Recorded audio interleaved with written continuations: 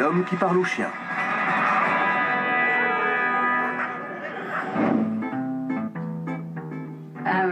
J'ai toujours aimé les chiens. J'ai dû avoir entre 16 et 18 chiens dans ma vie. Et je me souviens de chacun d'eux.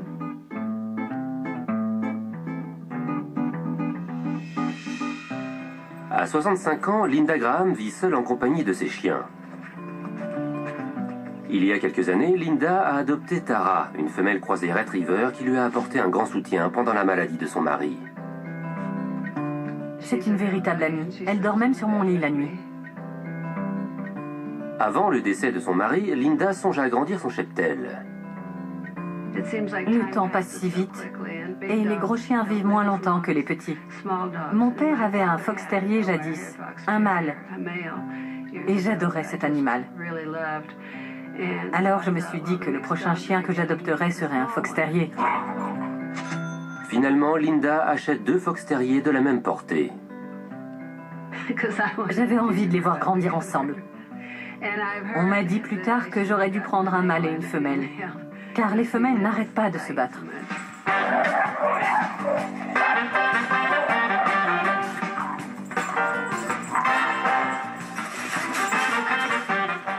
Je m'inquiète pour ma mère. Parce qu'elle vit dans un stress permanent. Ok. Quand on parle au téléphone, ils se mettent à aboyer derrière. Impossible d'avoir une conversation normale. Non seulement les 2 fox terriers sèment le bazar dans la maison, mais Tara les attaque dès que l'occasion se présente. Plus elles grandissent, plus Tara les déteste. Elle veut leur peau. Enfin, c'est mon avis. La première fois que Tara s'est attaquée à un des chiots, c'était Mandy. Elle lui a mordu la patte. J'ai dû l'emmener à la clinique vétérinaire. Elle a aussi mordu 4 fois Molly. Molly est un peu plus lente. La dernière fois, elle a agrippé sa cage thoracique. Elle serrait vraiment fort. Et Molly couinait comme un cochon qu'on égorge. Pour protéger les petits fox terriers des assauts de Tara, Linda a mis en place toute une stratégie et a multiplié les cages et les séparations diverses. Le matin, quand elle se lève, elle met les chiots à l'extérieur. Tara, elle, reste enfermée à la maison. Ensuite, elle fait rentrer un des chiots, elle le met dans une cage dans une pièce séparée. Ensuite, elle va chercher l'autre en veillant à ce que Tara ne soit pas dans le coin. Et toute la journée, c'est le même cirque.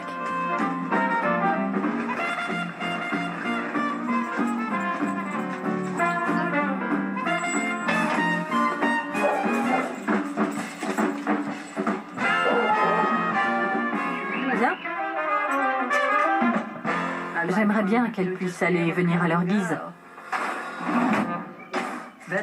Mais c'est impossible. Ensuite, je culpabilise parce qu'elles sont enfermées. Et moi aussi, j'aboierais si on m'enfermait. Je me sens prisonnière. J'aimerais qu'elles s'entendent bien. J'aimerais pouvoir les sortir toutes les 3 et qu'on puisse faire plus de promenades. C'est comme avec les enfants, on ne les rejette pas, même s'ils font des bêtises. J'ai fait appel à César, en espérant qu'il fera de moi un chef de meute. César est souvent appelé pour aider les maîtres à rétablir la paix entre leurs chiens. Mais avant d'intervenir, il doit en savoir plus sur l'origine du problème et écouter le témoignage de Linda. Tara s'est approchée des chiots, les a reniflés et a fait... Comme ça, elle les a fixés du regard, comme si elle chassait un lapin ou un écureuil. À ce moment-là, toute personne saine d'esprit aurait rapporté les chiots à l'éleveur. Mais j'ai pensé que ça lui passerait. Et ça lui a passé? En fait, je crois qu'elle a envie de les dévorer. Et vous vous y êtes habitué? Oui. Tout va bien quand j'en ai une sur les genoux ou que je suis au jardin avec l'une des 2. Mais dès qu'elles sont ensemble, elles se battent férocement. Et je crains qu'elles s'entretuent. Vous parlez des fox terriers? Oui, des fox terriers. Ma vie entière, Donc elles ont passé beaucoup de temps dans leur parc? toute leur vie, et elles ont bientôt 4 ans. D'accord. Elles sont un peu comme vous, n'est-ce pas? Enfermées entre 4 murs. Complètement isolées. Oui, tout le temps. Tout le temps. Elles vivent comme vous. Donc pour libérer vos chiens, il faut vous libérer vous, d'accord? Car vous n'êtes plus libre. Non. C'est le message que vous leur transmettez. Vivons ensemble, mais vivons emprisonnés. D'accord. Vous êtes le maillon faible Je sais. de cette meute. Et les chiots aboient et aboient sans arrêt. Ce ne sont plus des chiots, vous savez. J'imagine que je dis ça à cause de leur différence de taille, car Tara est plus grande. Donc elles aboient sans cesse et moi je crie beaucoup. Ensuite je culpabilise et j'ai même pensé prendre un autre chien en me disant qu'il pourrait servir de médiateur. Je vois. Le seul chien que vous pouvez accueillir pour rétablir l'équilibre, c'est moi. Mais pitié, aucun autre chien. Je suis d'accord. D'accord? Quand on se sent seul, on se met parfois à collectionner les chiens, les chats ou n'importe quoi, dans l'espoir de combler un vide, mais on ne sait pas pour autant répondre aux besoins de l'animal. Ce que j'ai ressenti dans cette maison, c'est la solitude et l'emprisonnement. Tout cet amour enfermé, ça devient un poison. Pour l'instant, elles sont soumises, calmes. Tout va bien. Pas d'énergie négative, pas de fixation. Elles regardent alentour, mais sans se fixer, tout va bien. César demande à être seul avec Tara, Mandy et Molly pour observer leur comportement.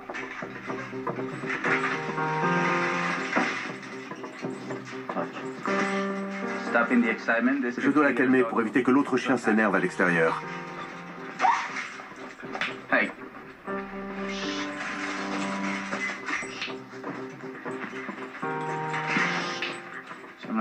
Celle-là est plus à surveiller. Elles sont bien tendues, là. C'est du popcorn. Les fox terriers sont comme du popcorn. Et cette nervosité donne à n'importe quel autre chien l'envie d'intervenir pour les calmer. C'est peut-être ce qui pousse Tara à les attaquer, pour stopper cette agitation excessive. Tara est arrivée la première dans cette maison. Et comme en plus elle manque d'interaction sociale, il est naturel qu'elle veuille dominer. Sauf qu'elle en fait trop. Avant de les mettre ensemble, je vais devoir attendre que ces deux petites boules de nerfs se calment un peu. Elle verra que je les prends en charge et qu'elle n'a plus besoin de le faire.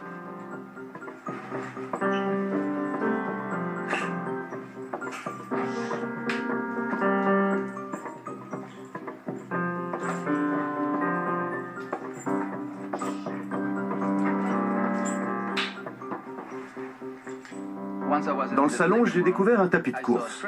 Elles sont déjà montées sur le tapis. Non, mais j'y avais pensé. C'était parfait pour défouler leur trop-plein d'énergie.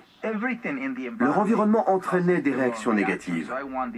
Il fallait inverser ça pour qu'ils créent des réactions positives. Vous voulez bien m'aider? Voilà, surveillez-la. César confie Tara à un membre de l'équipe afin de se concentrer sur Mandy et Molly.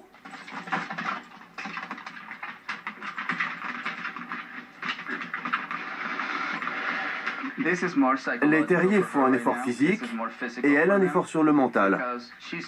Elle a l'habitude de les voir stressés et de les agresser. Il faut rester vigilant car son attitude a complètement changé. Elle est sur ses gardes. Elle les tient à l'œil. Voilà ce qu'on veut. Calme et soumise. C'est mieux.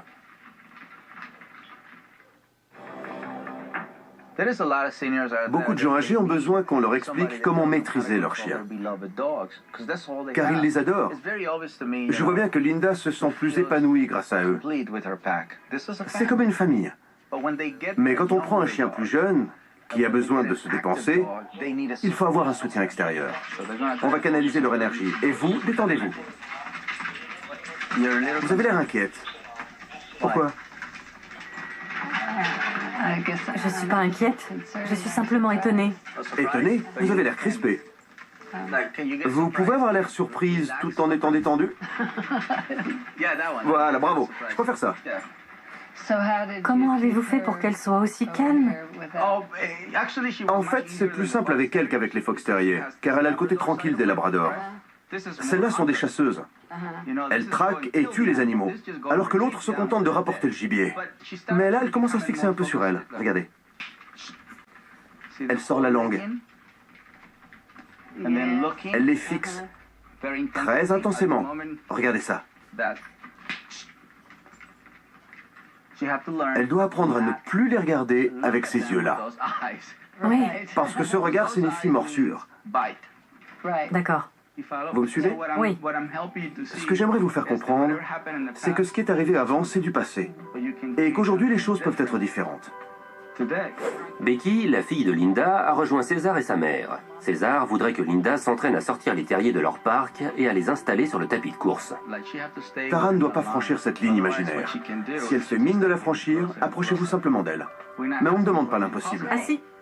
Bien, Linda. Dirigez-vous vers le tapis. Parfait. Impeccable. Maintenant, écartez-vous.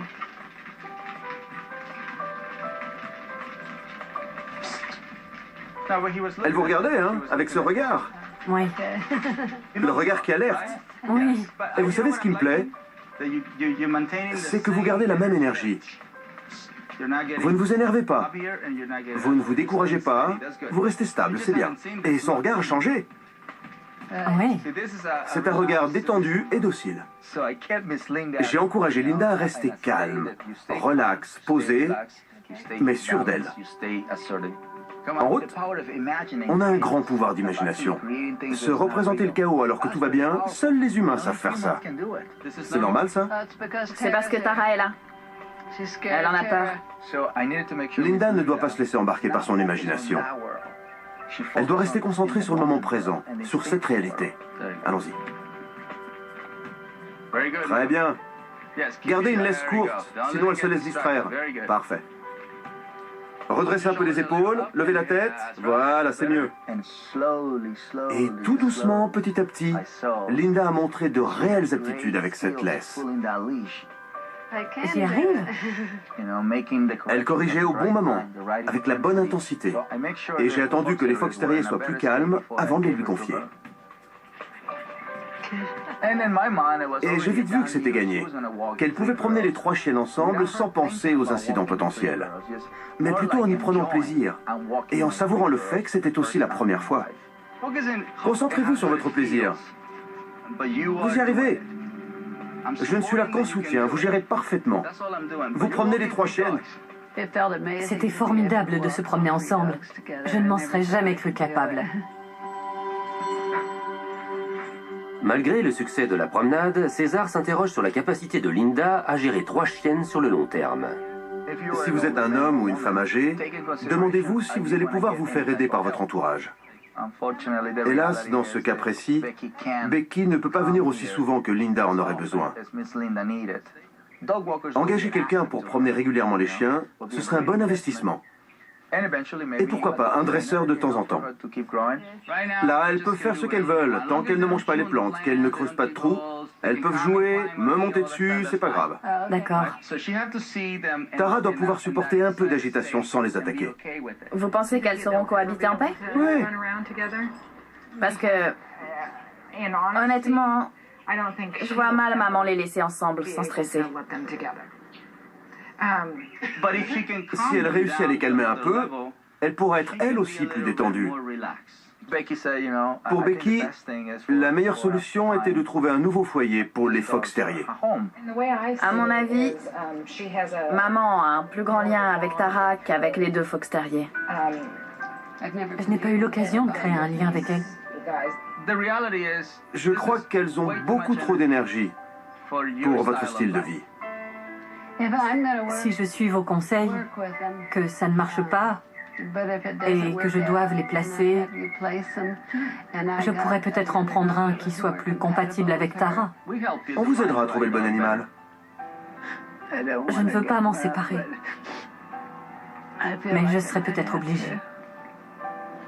Parce que je ne sais pas si je serai capable de faire tout ce qu'elle réclame. Comme elle se dit qu'elle devra peut-être s'en séparer, elle a l'impression de les abandonner et d'être quelqu'un de cruel. L'idéal, ce serait qu'elle arrive à leur faire adopter une attitude plus calme. C'est déjà un grand progrès, ça, non? Un grand oui. Le simple fait d'être là avec les 3 chiens. Tara n'est pas attachée, mais elle n'essaie pas de sauter à la gorge des autres. Pas de tension, pas de peur. C'est super. Pour moi, c'est déjà une victoire. Je pense que la vie sera agréable, quoi que je décide, que je les place ou non. Je préfère dire placer, car abandonner sonnerait vraiment comme un échec. Pour l'instant, Linda décide de travailler avec ses chiennes et si jamais elle doit prendre une décision difficile, César sera là pour l'aider à trouver un bon foyer pour les 2 fox terriers. Je n'ai pas envie qu'elle soit triste. Lorsqu'on aide les gens à placer leurs chiens ou à en adopter un, on veut qu'ils puissent se dire « j'ai fait ce que j'ai pu et j'en suis fier ».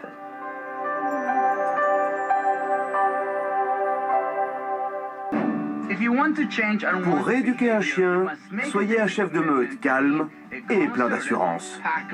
Pas vrai, mon grand? Bonjour César. On voulait vous montrer les progrès qu'on avait faits grâce à vos conseils, à de la patience et à de l'entraînement. Je suis ravi que Linda n'ait pas baissé les bras et qu'elle ait travaillé dur pour obtenir une meute équilibrée. Linda, vous êtes un véritable exemple de réussite. Être un chef de meute à plein temps demande beaucoup d'investissement, mais c'est aussi un des boulots les plus gratifiants qui existent au monde. Hein, mon grand?